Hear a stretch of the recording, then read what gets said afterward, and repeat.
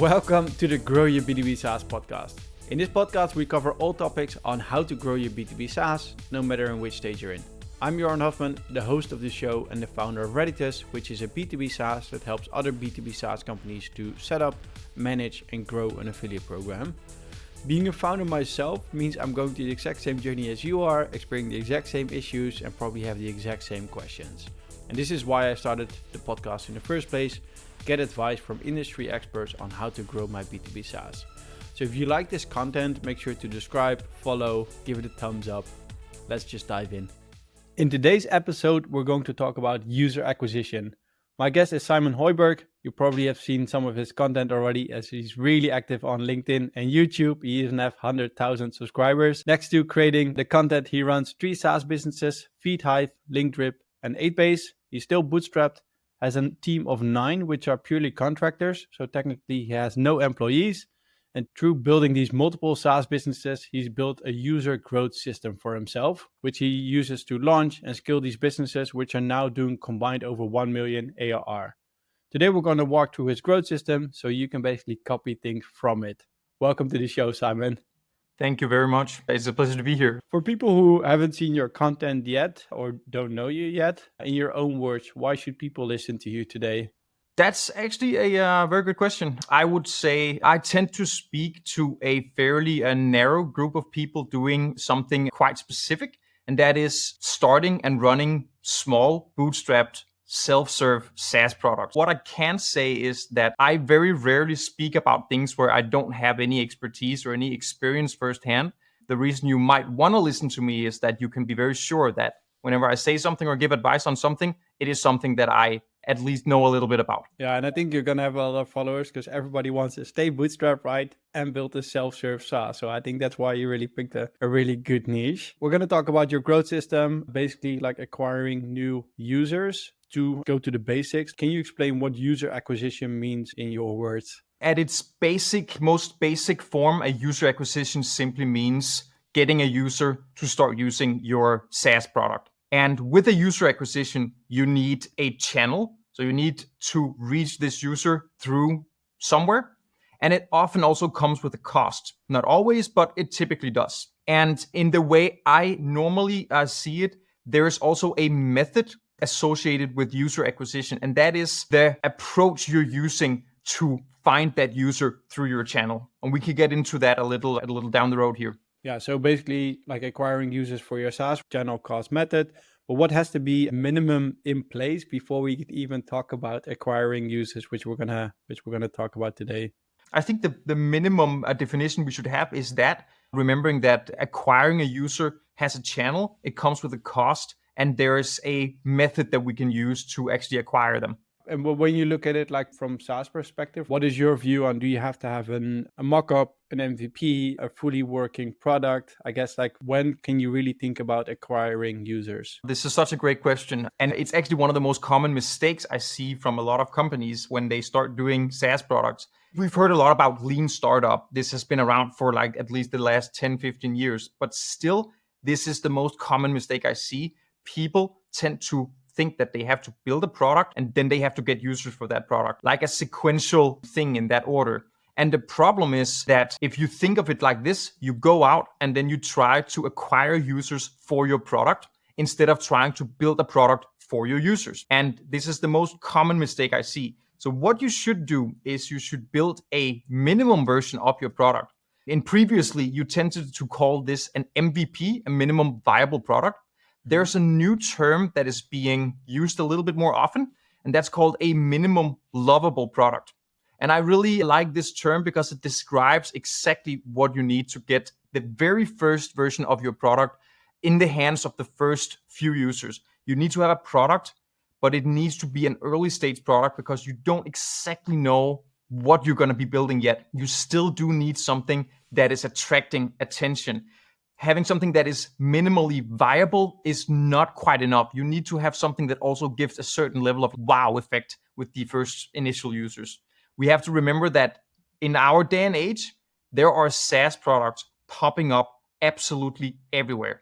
And everyone is chasing the users. It's no longer the users trying to find the right SaaS product. So we need to give the very early users a good reason to jump on to an early product. And that's why we need to make it minimally lovable. Yeah, love it, because people love it when you either fix their problem, drive value for them, do something, so they're going to be in love with your product. So doesn't have to be viable, it has to be lovable. I like it. This is already coming into my next question. You mentioned this is one of the most common mistakes, right? Companies make while trying to acquire new users. Any other common mistakes companies making? I think it's mostly that, and it's some kind of version of problems that are centered around that. Users going out and thinking that as long as they have a really solid product according to the founding teams or the founders themselves, they will find users somewhere. And because running advertisement and targeting through social media, it became so good. So we can often get this impression that whatever we're going to build, there's going to be some users out there who wants to use exactly my version or the version that I have built, right? And this is a massive pitfall. It might be true in some cases. You might be able to get away with doing that. But in most cases, you will get much further if you build as little as you can, just enough to attract the first initial early users, and then use these users to form the product in the longer term. Yeah, and I think we're gonna maybe dive deeper into that. So we're definitely gonna maybe find some common mistakes there as well. You have your user growth system, right? You use it for your own SaaS businesses, now doing combined over 1 million ARR. Can you walk me through it? Are there certain stages? What is the process? Can you just guide me through it? For the user growth system that I have been using now for all 3 products that I have launched, it has 3 stages. And the first stage is actually the most important one, and it's often the one where most founders already jump off the chain. So before I mentioned that when you acquire a user, you can use a method. And how I see it, any marketing related to getting users online in the digital world can be classified into 4 different methods. So there's either the outbound method or the outgoing method. That means that I, as the founder, I try to reach you as the user. So I do cold DMs, or I do cold email, or maybe I even do cold calling. So I call you up and try to get you on my SaaS. These are all the outgoing method. And similarly, there's a incoming method. So that is me putting content out there, putting blog posts, any way where the people will start being attracted to my product and see my product, and they will come to me in more of a self-serve manner. They will come and sign up for this product because they think it's good. And then there's referrals. That is simply when I get my current users to refer new users. This can happen through affiliate programs, or if you incorporate a viral loop into your product, so there's some subtle branding on your product in some ways, then you have referrals. And finally, you have advertisement. And advertisement is similar to the incoming method where you use content. The only difference is that here you strictly pay someone to put that content or that ad in front of other people. This can either be by using Google Ads or Facebook Ads, or it can also be by paying other creators by sponsoring their content, and in that way pay to get your word out and get that in front of other users. Yeah. So knowing that there are these different methods, I use different methods in different stages in this growth system. So if we jump back into the first stage, in this stage, you want to get the first 5, 10, 25, maybe even up to 100 users. And at this point, your SaaS product is early stage, it's minimal lovable, so it should be a good but very small and very limited product. And at this point, you want to get the first 5 to 10 users on board. And the best way you can do that is to use the outgoing method. So this means you simply reach out to people in your close network, previous people you've worked with, like early colleagues, and you reach out to them and you tell them about this product that you're using and that you really want them on board. And in this particular case, I would recommend simply giving away a lifetime for free on this product. Again, people are bombarded with SaaS products they should use all day long. So give these early users a good reason to jump on board early. And I would suggest simply offering them a lifetime on the product for free. And if the product is associated with a high level of friction, if there's a high investment to get in, you can even consider paying your first users to start using it. And I know some people out there, they will say, oh no, Simon, you should never do this because then you're devaluing your product in advance. At this first stage, I highly disagree. I don't think you're devaluing your product. I think you are accurately valuing how important these first users are, because they are fundamental to the success of your product. And once you get these first 5, 10, 20 users on board, you're going to create a small community. It can either be a Facebook group or a WhatsApp chat group or a Discord. I remember when I was launching FeedHive 3 years ago, one of my SaaS products, we had a Twitter chat group. That was basically it. And we were 20 people in there. And now you're going to listen to these users, early users, and you're going to take all the feedback you can get from them. Really let them help you shape the product. This is great for multiple reasons. First of all, you actually have users now telling you what they want instead of you just speculating or trying to guess. But secondly, these first initial users, they will also really feel that they're a part of the project. They will feel a bit special. They will feel that they help shape this maybe soon to come huge product that will come out there. And this is important because if you want to scale that initial 5 to 10 users and make that, say, the first 100 users, what you can do is that you can have your early adopters actually help get new users in. So give them some sort of voucher or discount code or something that they can go out to their friends or their network and say, there's this cool product coming up. I'm actually a part of it. I'm a partner in this project. I can get you in for free or for like half off, or give them a good reason to bring in these new users. So now in stage 1, you have actually a combination of the outgoing methods where you reach out to the users and bring them in, and a referral method.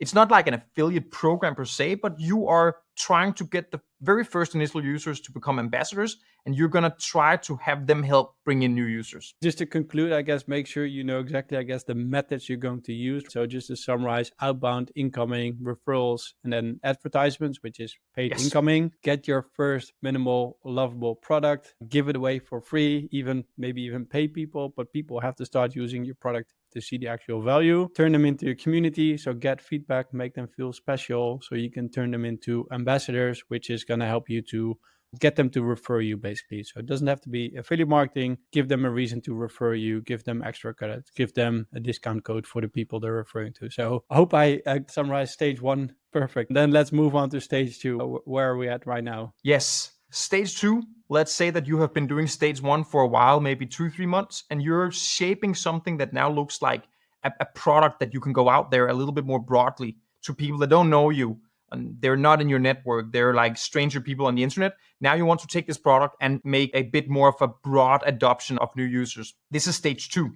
And here I always recommend using the incoming method. And the incoming method, again, that is where you put content out there and then people see that content. It leads you to your website and they will go and sign up in a self-serve manner. And this stage 2 is very long and very hard. And it can be very demotivating because you need to create content, you need to create blog posts, you need to create YouTube videos. And if you're into speaking engagement, you can go out and have a booth and try to spread awareness around your product like that. But this is where the grinding phase really begins, because this is long and hard. However, you will tend to see that the efforts begin to accumulate. So you will see this compounding effect when you start doing this. But if you allocate maybe a year, maybe even 2 years on just creating awareness organically through content, you should be able to get, I would say, somewhere between 200, 300, 500, maybe even the first 1,000 paying users in this way. And I know that there are some people that say, but why don't you just use the outgoing method on stage 2? Can't you just hire sales team? Can you do cold DMs or cold emails? And you absolutely can. Then it's just not really a self-serve SaaS anymore. But there are definitely SaaS products that do this. And I think if you have a lot of money, if you're VC backed, you can afford a sales team to sit and do cold calling and at scale, bringing in people like this. It's just a different type of product. So I would say if we stay in the bootstrap self-serve genre of SaaS products here, then the incoming method for stage 2 is definitely the best one.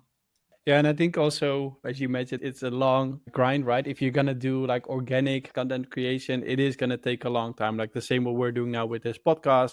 We started from nothing, of course. We now have 44 episodes and we start now to see the compounding effect, and it might have an effect on Ready to Soon. but probably not right now. So even, I guess we're still in the content creation where we won't get much out of it, but at one point we will. So I guess that's like a real practical example. Absolutely. And for yourself as well, you're now growing 3 SaaS businesses. You have 100K subscribers on your YouTube channel. So every time I guess you build a new SaaS, which is probably going to happen because you already have 3, you're going to start with something already like a really good basis. So it's compounding for yourself as well. Absolutely. Nice. You mentioned in stage 1, a lot of people drop off. How many people do we have left in stage 2? Because this is a long ride, as you mentioned. Are people dropping off here a lot, or they do survive this stage, would you say?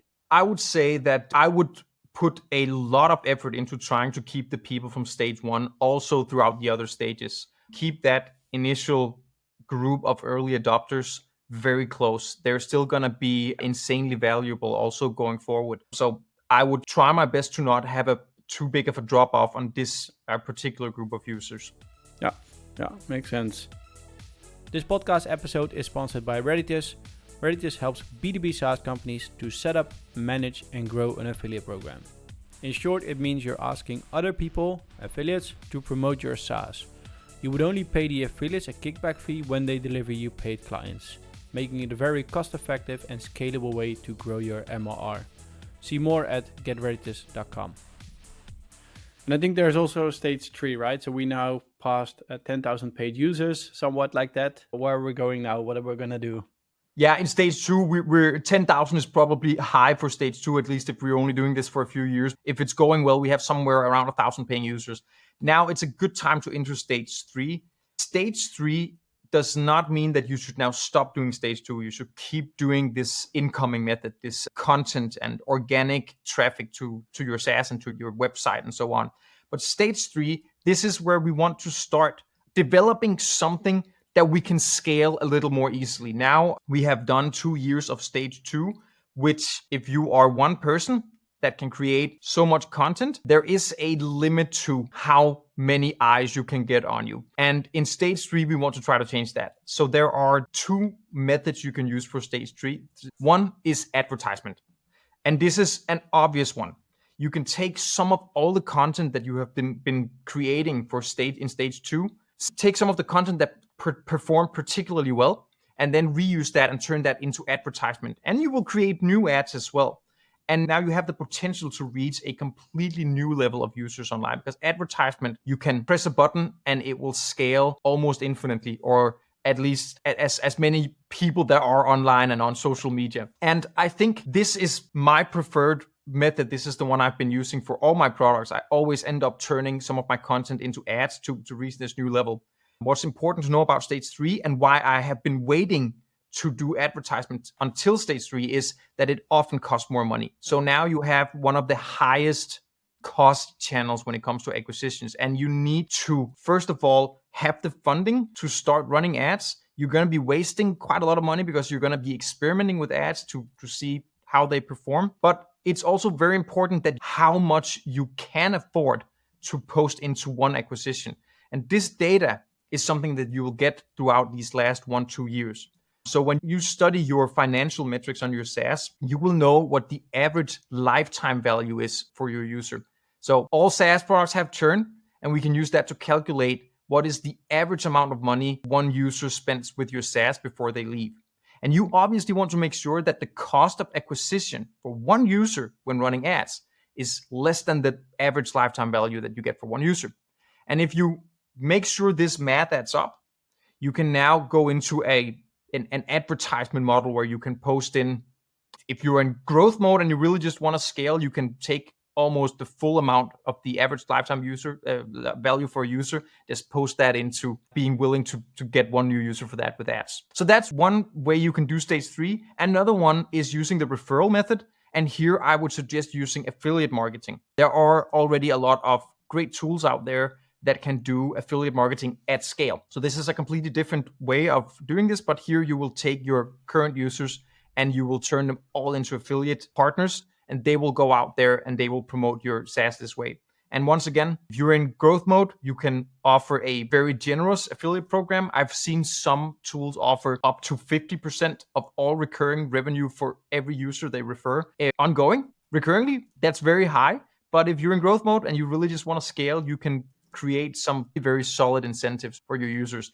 It could also be much lower than that if you're getting to stage 3 and you're a little bit more in you want to put your business a little bit more in automation. You want to free up more time and not do as much content as you did in stage 2, not so much grind. Both with ads, you can decide to say we're gonna lower the ad budget, but we just want enough that we keep growing. And with affiliates, you can have a less generous agreement with your affiliate partners. That could be some in-app credits or gift cards or just paying lower. Then these affiliate partners won't be as incentivized. They won't be as aggressive when they go out there and promote your product, but it will be enough for you to grow at a decent level for stage 3. Yeah, I love it. To summarize this one, keep focusing on the inbound method and then start working more towards like more scalable solutions like running ads and affiliate marketing. And then when you dive deeper into running ads, use the existing content which you had in stage 2. It is going to cost you more money to run this channel, but at this stage you probably have the money or need the money. But before you do, make sure you know your numbers. Get your CAC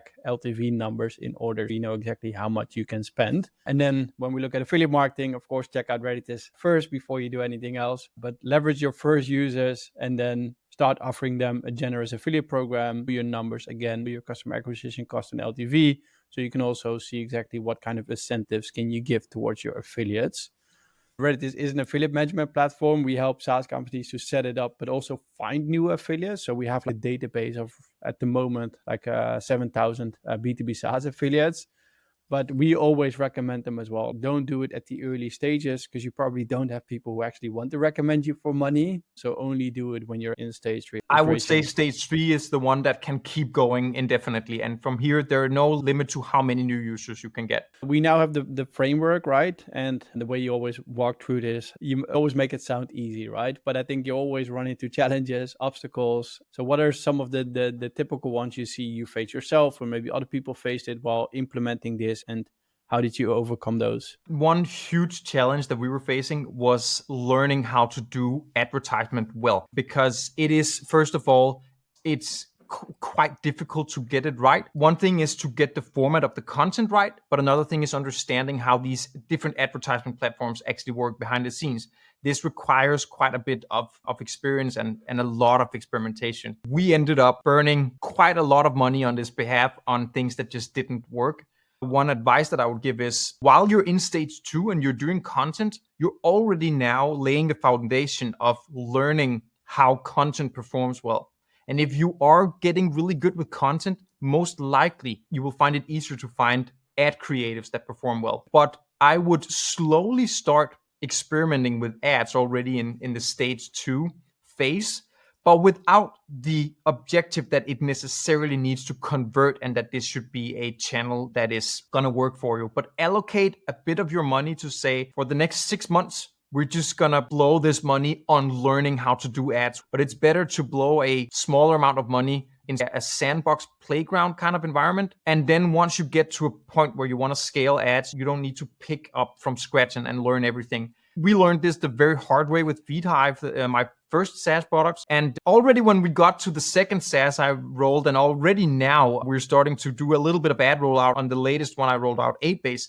And it becomes significantly easier over time. So one challenge is that. Yeah. And as you mentioned, like it doesn't have to convert into paid users, which is counterintuitive just because you want to acquire paid users, right? And you want the channel to work, because otherwise, why would you scale it up? But you're basically saying like experiment, see what's working, see what isn't working, use the content you have, and then you figure out a way to make it work, basically. Absolutely. Nice. So you're purely doing it now with a team of contractors, right? So is there, for example, one person like fully dedicated on running paid ads, or is it more of in this bucket as in doing growth marketing in general? Yeah, there is one person fully focused on that, and that would be me. The way I run my team is, this is the thing that multiple people do differently, and then some people can disagree with that or not, but I'm quite the single point of failure in my company right now.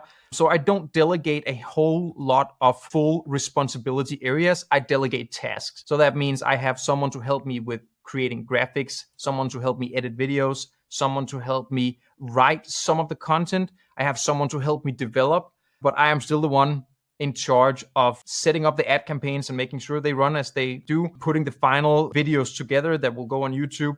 I also set up the code base. I'm a software developer by background, so I have developers who help me, but I approve each PR, so on and so on. And this is how I run my team. Other people might find a different way where they can delegate whole areas of responsibilities to certain team members. I wouldn't say one is necessarily better than the other. Both can work well. Like you're a solo founder, right? You do everything yourself, as you mentioned. So you delegate tasks, not projects. Like, what is reasoning behind this? Is there something which led to this, or is this just how you like to work? That's a good question. I think one big reason obviously is the financial aspect at it. You can outsource and delegate tasks to at a more affordable level using tools like Upwork and Fiverr to find people who are great at doing task level things. They execute that really well. They might not be that good at planning and managing and strategizing about a whole sort of branch of work. So I think hiring departments or hiring people to take care of whole areas of responsibility, I would say, is a little bit more effective for teams and SaaS products that are doing things at a little bit of a higher level that I'm currently doing right now. I think if you want to stay in this bootstrapped, relatively small area of SaaS, I would advise any founder to get their hands dirty and learn, do it all. That doesn't mean that you will have to manually sit and do it all. You can delegate, but you should be in charge of everything. Yeah, I would say that's recommendable. But then again, I have seen other teams that do really well at the other thing. They actually form a team and they have a whole culture around people being super independently rolling on each their own thing, even at a smaller scale. So I'm not here to say that the way I do it is the only way. I'm just saying that's the way that I know work really well, and that I would, for financial and economic and scalability reasons, I would recommend to do it like that. I think you have a really big sense of accountability. That's why you also keep control. So it's like your way of also making sure that you keep yourself accountable, that things are going to happen, and then you just delegate the things to actually make it happen. So the task and not the actual projects. And then one thing you mentioned, like your bootstrap, right? I think you're now in a phase where maybe not in this market, but it should be relatively easy for you to get external funding. What is your reasoning to stay bootstrapped? I think this comes down to which kind of business you prefer running. I went into this whole game of being an entrepreneur so that I wouldn't have a boss. And if I went out right now and got funding, that's exactly what I would be getting myself. And especially being a relatively small project still, I get messages from people all the time who wants to invest. So it's like when you do well at the bootstrapping game, this attracts a lot of investors. No doubt that you're going to be popular among venture capitalists who want to invest to see, don't you want to take this to the next level? My answer is, for these people often, and they get a little bit surprised when I say, no, I actually don't want to take it to the next level. I'm perfectly fine doing it here. If I'm going to ever get to 10 million ARR or even 100 million ARR, big numbers like that, I will do this very slowly and steadily. I'm probably never going to see 100 million ARR in the way I do business. So unless I change my mind on this, which I probably won't, that will just never happen. I like to be completely in charge of everything I do. I like the autonomy that comes with that. I like not having to report to investors.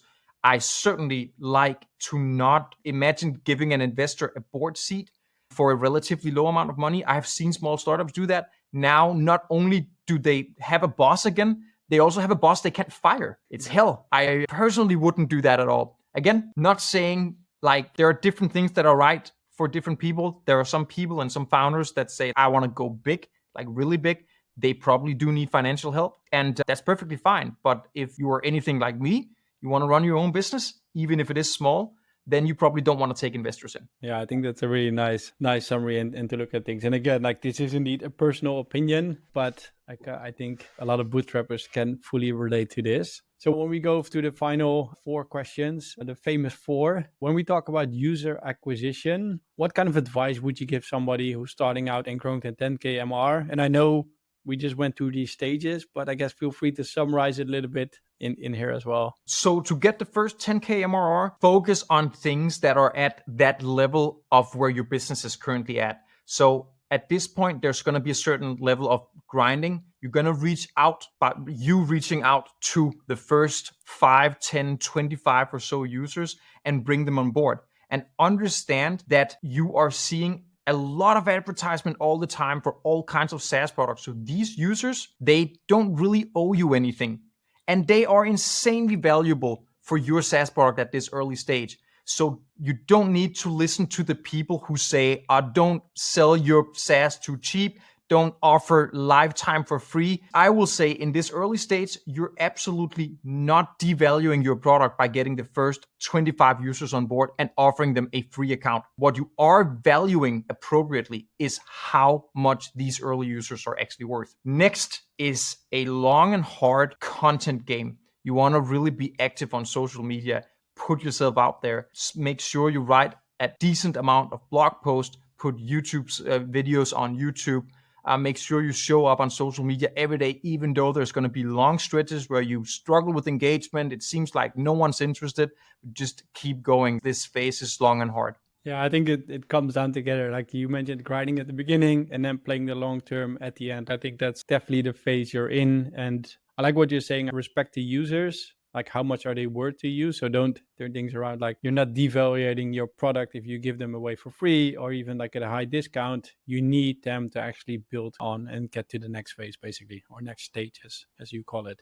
If we go beyond 10K MRR, we're now growing towards 10 million ARR. It's a big step. What kind of advice would you give SaaS founders here? To summarize, I think generally speaking, when you're going towards these bigger numbers, I think one advice that I would give is, as a founder, keep putting yourself out there. I have met founders who are going beyond $100,000 per month, and they start having this idea that now they can lean back as the CEO. They can just be at strategy level. They don't have to be like involved in the business anymore. And this is just not going to work. It might work when you get up to some really high numbers and your organization grows really big.